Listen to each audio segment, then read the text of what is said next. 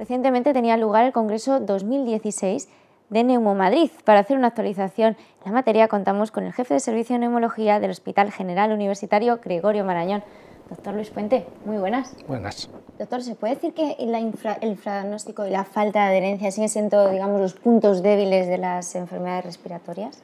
Pues sí, es cierto que las enfermedades respiratorias, que cuando se hacen estudios poblacionales, epidemiológicos, se detectan que afectan a prácticamente, por ejemplo, el EPOC el 10% de los ciudadanos y el asma el 4%, muchas veces muchos de estos pacientes, más del 70%, no están diagnosticados. Entonces, sí, el infradiagnóstico sigue siendo un reto. Por otro lado, la adherencia es otro reto, es decir, muchísimos de estos pacientes tienen tratamientos que deben cumplir a diario y se estima que el cumplimiento está en torno al 40-50% en los EPOC y el 20% en los pacientes asmáticos, es decir, muchísima gente no toma la medicación como se le prescribe o se la toma un poquito a su aire, digamos. ¿Cuáles pueden ser las causas tanto de este infradiagnóstico como de la falta de adherencia?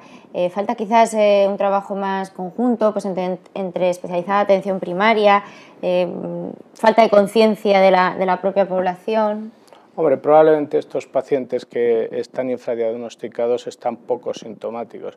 Hoy sabemos que incluso aunque están poco sintomáticos, ellos ya han optado por hacer una actividad física menor, por cambiar su estilo de vida y muchas veces cuando nos encontramos ya tienen un deterioro de esa actividad de estilo de vida o de su capacidad de hacer ejercicio alta. Luego sí notan algo, pero no van al médico.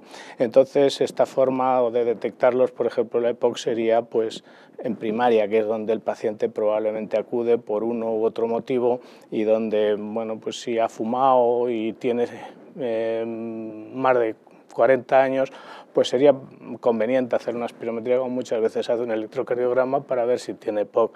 Ahí es donde habría que hacer el esfuerzo. Sobre todo porque quizás en primaria a veces no se tienen los métodos diagnósticos, ¿no? Bueno, nosotros hemos ido a revisar nuestro área y hemos visto que las enfermeras saben.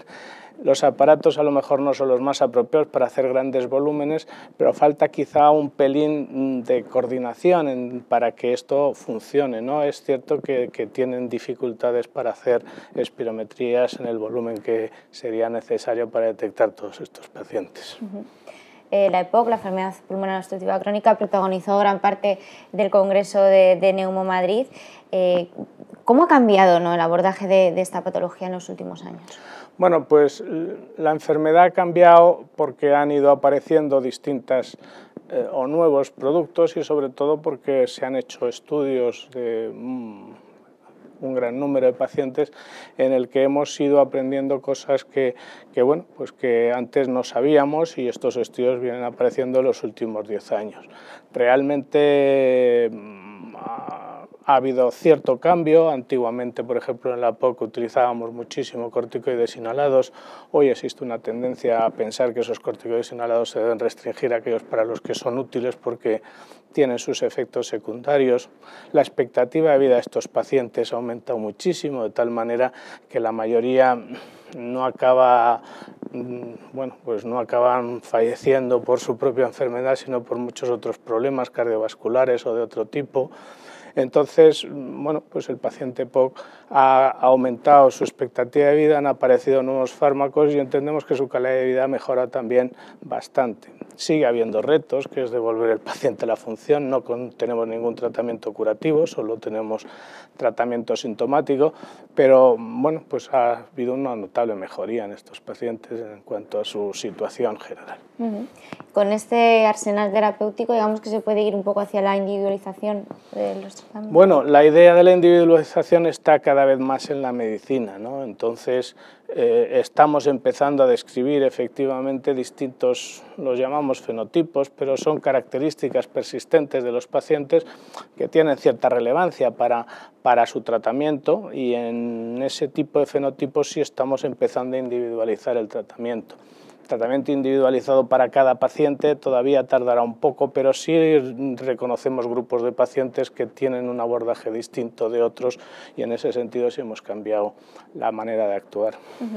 Es el caso del fenotipo agudizador, ¿no? Hay un debate encima de la mesa sobre cómo utilizar los antibióticos a largo plazo en este tipo de pacientes.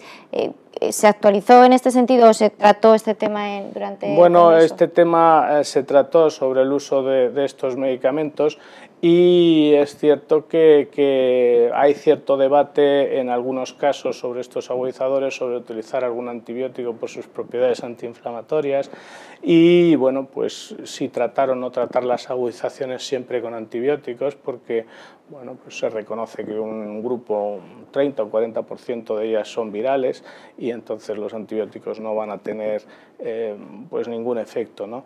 Es cierto que los agudizadores son los enfermos que más asisten a las consultas, que más consumen y por tanto pues que tienen un interés especial. Otra de las cuestiones que también está sobre la mesa es la del fenotipo mixto asma-epocasma, que sigue generando controversia. La pregunta está todavía sin responder, ¿no? Si se puede hablar de una única enfermedad o se trata de una confluencia de las dos patologías. Pues ese es un aspecto en el que los especialistas en asma y los especialistas en EPOC tendremos un debate. Hay las dos posibilidades, ¿no? Algunos de estos pacientes eran asmáticos que por fumar desarrollan una inflamación o una obstrucción fija, es decir, una lesión que no revierte ya con el tratamiento, y hay algunos pacientes simplemente coincidirán las dos enfermedades, bueno, porque son dos enfermedades muy prevalentes. Bueno, el abordaje del fenotipo mixto, de los pacientes del fenotipo mixto, se parece prácticamente o es idéntico o muy parecido al de los asmáticos, ¿no? Entonces, bueno, pues cada especialista, cada persona, pues tiende a arrimar el ascua a su sardina, pero bueno, en realidad es una forma de manifestación de la EPOC o también del asma, ¿no? Entonces, así se puede tratar. Uno de los temas que también se plantea últimamente es la influencia, ¿no?, que pueden tener las patologías respiratorias en la infancia, en la aparición de EPOC, ¿no? En concreto se habla, si no me equivoco, de la displasia broncopulmonar y la infección por virus respiratorio sincitial en el lactante. ¿Se avanza también en este sentido? Bueno, en este terreno ha habido un intento reciente de utilizar series históricas que había en países como puede ser Dinamarca o Suecia, o otros estudios que se han hecho en otros países a lo largo del tiempo para ver un poco la evolución o la historia natural de la EPOC, ¿no? Cuando un enfermo empieza a perder función. Lo que se ha descubierto analizando estas series, cortes que se han hecho de muchísimos pacientes y que se han sintetizado de varios estudios, pues ha detectado que existen dos tipos de pacientes. Aquellos pacientes que, porque están expuestos casi siempre a tabaco, pero a algún otro agente, pues tienen una pérdida acelerada de función, es decir, los pulmones se van deteriorando más rápidamente con la edad que en las personas que no tienen esa exposición, y un grupo de personas que sencillamente los pulmones los tenían con menos función, un poquito más pequeños cuando llegan a la edad del desarrollo máximo. Estos pacientes son algunos con displasias broncopulmonares y algunos sencillamente que genéticamente son así. Entonces estas personas, una pérdida de función no tan acelerada como la que vemos en el otro grupo de pacientes que acaba de comentar, pues acaban teniendo, cuando les vemos, una espirometría patológica, ¿no? Y también los consideramos EPOC.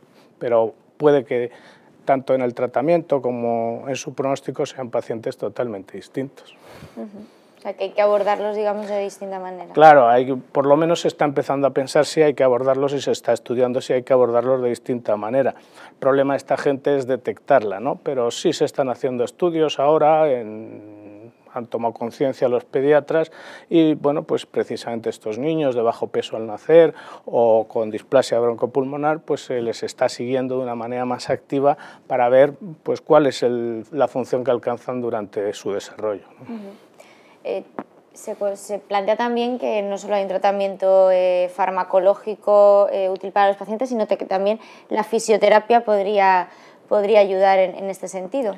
Bueno, la fisioterapia convencional, la fisioterapia para favorecer el drenaje de secreciones, está indicada en aquellos pacientes que tienen muchas. Lo que sí hemos visto que es un tratamiento mucho más efectivo que incluso los fármacos para mejorar la disnea, la fatiga, la falta de aire, es la rehabilitación en el sentido del entrenamiento de los músculos de las piernas y respiratorios. Estos pacientes, por su capacidad pulmonar, tienden a ser muy sedentarios.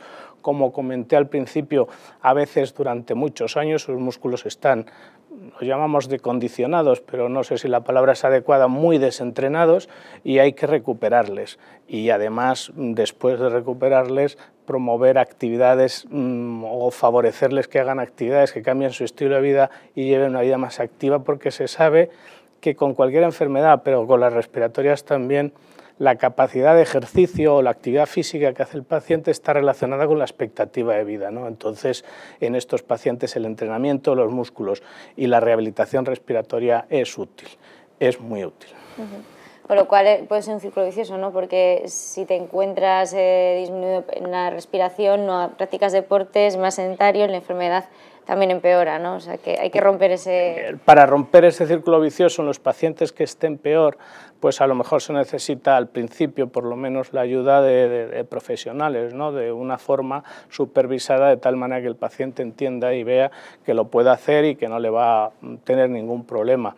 En otros menos leves sería cuestión de cambiar los hábitos de vida, y en todos hay que intentar, una vez que se hace, porque no se puede tener permanentemente. El problema del entrenamiento físico, todos lo sabemos, es que si dejamos de hacer ejercicio, pues perdemos lo ganado.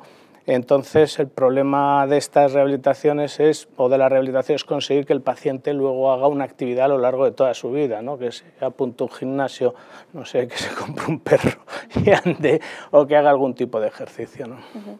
¿Cuál es la relación entre EPOC y tabaco? Bueno, la relación entre EPOC y tabaco es máxima, es decir, es cierto que aunque los llamamos EPOC, estamos empezando a entender que quizá no es exactamente la misma enfermedad. En algunos países en vías de desarrollo, donde se utiliza lumbre para cocinar y las casas tienen humo, pues ese humo también es capaz de producir. Pero en los países desarrollados el 95 o el 90% de la EPOC se produce por exposición al humo de tabaco. Luego el tabaco es la causa de la EPOC. Y bueno, pues es una relación fuerte, y de hecho si uno deja de fumar a cualquier momento de la EPOC, aunque haya fumado, ese deterioro acelerado que veíamos de la pérdida de función vuelve a la normalidad. Luego la relación causal es total. ¿Exposición al humo de tabaco implica también que puede ser fumador pasivo y desarrollar EPOC? Bueno, nos encontramos a veces algunos EPOC que no han fumado, y cuando les preguntamos o cuando se averiguan estudios han estado expuestos a humo. Luego el fumador pasivo, en la medida de la exposición, que es menor, también a veces desarrolla EPOC. Ya ha comentado que dejar de fumar en cualquier etapa de la patología es beneficioso. ¿Se deberían de alguna forma financiar por parte del Sistema Nacional de Salud los tratamientos antitabaco para estos pacientes?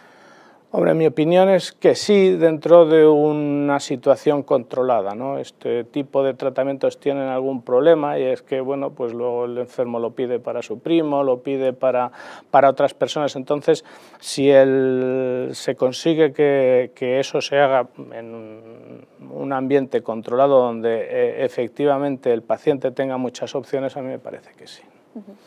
Pues doctor Luis Puente, muchas gracias por esta actualización que nos ha hecho. Un placer. Muchas gracias.